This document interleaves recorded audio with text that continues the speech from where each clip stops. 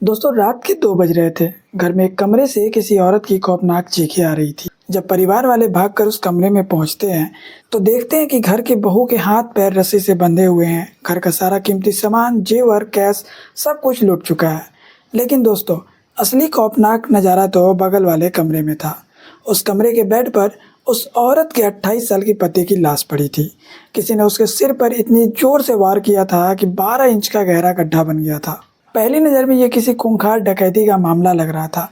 4 से 5 हथियारबंद बदमाश आए और सब कुछ लूटकर पति को मार डाला। लेकिन जब पुलिस ने मौके पर पहुंचकर उस घर का मेन दरवाज़ा चेक किया तो पुलिस के होश उड़ गए। दरवाज़ा अंदर से बंद था, उस पर बाहर से कोई खरोच तक नहीं थी और पूरे इलाके किसी भी सीसीटीवी कैमरे में रात के वक्त कोई भी अंदर आता या बाहर जाता नहीं दिखा। तो फिर वो 5 खूंखार बदमाश उस बंद घर के अंदर घुसे कहाँ से? क्या वो कोई साया थे या फिर कातिल उसी घर के अंदर मौजूद था? नमस्कार दोस्तों, मैं हूं आपका दोस्त मनीष। आप देख रहे हैं real story by Manish YouTube channel.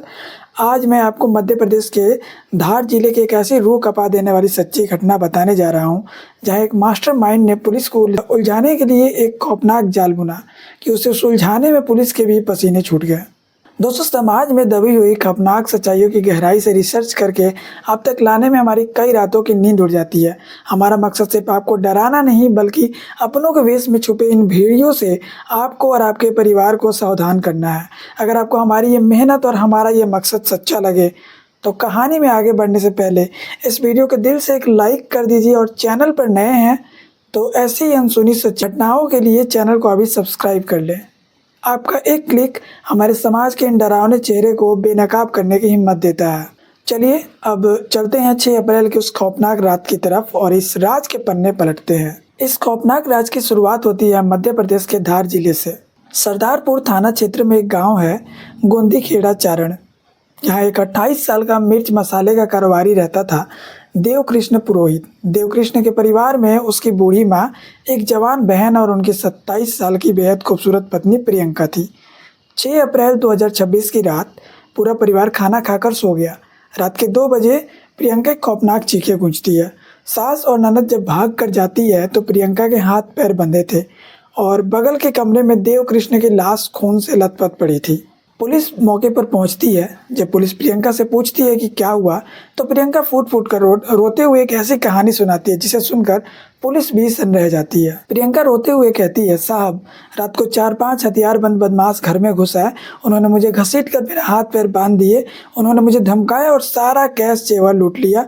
उसके बाद उन्होंने मेरे पति को मार डाला और भाग गए। प्रियंका ने पुलिस को बताया कि घर से 5 लाख के गहने और 50,000 कैश लूट लिए गए हैं। दोस्तों गांव वालों में दहशत फैल गई। सबको लगा कि कोई बहुत बड़ा क्रिमिनल गैंग घूम रहा है। लेकिन पुलिस को इस डकैती की कहानी में एक बहुत बड़ी झोल नज़र आ रही थी। और वो झोल क्या था?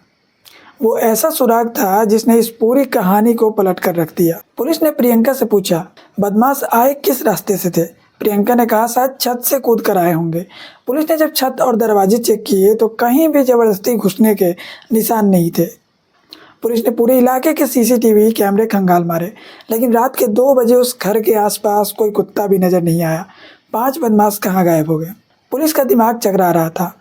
तभी देवकृष्ण की बूढ़ी माँ ने पुलिस के कान में एक ऐसा राज बताया जिसने पुलिस की जांच का पूरा एंगल ही बदल दिया। माँ ने रोते हुए कहा, साहब मेरे बेटे को किसी बदमाश ने नहीं मारा। मुझे शक है कि ये काम मेरी बहू प्रियंका का है। उसका किसी के साथ अफेयर चल रहा है और वो मेरे बेटे को जरा भी पसंद नहीं करती थी। जरा सोचिए दोस्तों, एक माँ अपनी ही बहू पर डकैती और मर्डर का इल्ज़ाम लगा रही थी। पुलिस ने जब प्रियंका के फ़ोन की कॉल डिटेल्स निकाली तो एक ऐसा नंबर सामने आया जिस पर रात के अंधेरे में घंटों बात होती थी। और जब उस नंबर का लोकेशन चेक किया गया तो पुलिस के पैरों तले ज़मीन खिसक गई। पुलिस को वो जो सीक्रेट नंबर मिला वो राजगढ़ के रहने वाले 33 साल के कमलेश पुरोहित का था। और सबसे बड़ा शौक ये था कि 6 अप्रैल को उसी रात को कमलेश की लोकेशन प्रियंका के घर के ठीक बाहर आ रही थी। 8 अप्रैल को पुलिस ने प्रियंका को उठाया। जब पुलिस ने सख्ती से पूछताछ की तो प्रियंका ने 5 बदमाशों वाली डकैती का वो झूठा नकाब उतार फेंका और वो सच उगला जिसने पूरे इलाके को हिला के रख दिया। दोस्तों इस खौफनाक साजिश के बीच आज नहीं कई साल पहले बोए गए थे। जब प्रियंका 15 साल की थी तभी उसका बाल विवाह देव कृष्ण से कर दिया गया था। वो अपने मायके में ही रहती थी। 21 साल की उम्र में ससुराल जाने से ठीक पहले प्रियंका को कमलेश से बेइंतहा प्यार हो गया, लेकिन घर वालों ने ज़बरदस्ती उसे ससुराल भेज दिया। प्रियंका शरीर से तो पति के पास थी, लेकिन दिमाग और जो दिल था वो अपने प्रेमी कमलेश के पास थी। पति को इस बात की भनक लग गई, रोज़ झगड़े होने लगे।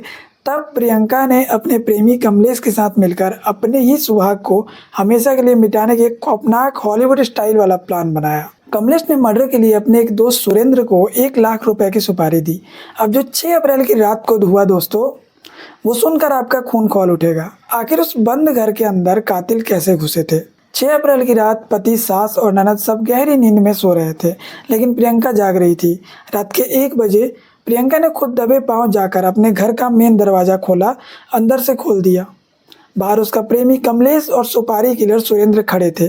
प्रियंका ने उन्हें घर के अंदर बुलाया और खुद इशारे से बताया कि मेरा पति उस कमरे में सो रहा है। उन दोनों ने सोते हुए देव कृष्ण के सिर पर एक भारी और तेजधार हथियार से ऐसा वार किया कि उसकी चीख गले से ही घुट गई। पति की लाश सामने पड़ी थी, लेकिन प्रियंका के चेहरे पर कोई सिकन नहीं थी। उसके बाद उन लोगों ने उन डकैती का नाटक रचना शुरू किया। प्रियंका ने खुद अपने हाथ पैर बंधवाए, उन लोगों ने कमरे का सामान बिखेर दिया। लेकिन दोस्तों, सबसे बड़ा गेम क्या था? वो जो 5 लाख रुपए के गहने और 50,000 कैश लूटे जाने की बात थी, दरअसल वो लूट कभी हुई ही नहीं थी।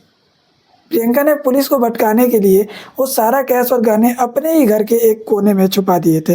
प्रेमी और किलर वहां से भाग गए और ठीक 10 मिनट बाद प्रियंका ने जोर जोर से रोने और बचाओ बचाओ चीखने का वो खौफनाक नाटक शुरू किया।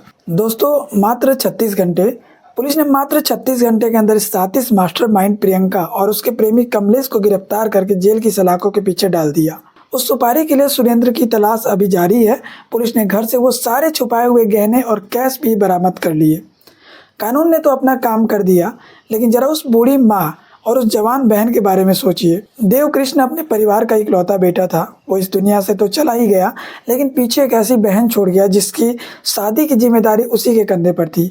एक बूढ़ी माँ का बुढ़ापे का इकलौता सहारा सिर्फ इसलिए छीन लिया गया क्योंकि एक औरत अपने प्यार के अंधेपन में इस कदर अंधी हो चुकी थी कि उसे किसी की जिंदगी का कोई कीमत नजर नहीं आई। आज आप लोग मुझे कमेंट बॉक्स में अपने दिल से सच्ची बात बताना। क्या प्रियंका जैसी औरत को सिर्फ उम्र कैद होनी चाहिए, या फिर जिसने सोते हुए पति की जान का सौदा 1 लाख रुपए में तय किया, उसे सरेआम वही खौफनाक सजा मिलनी चाहिए जो उसने अपने पति को दी?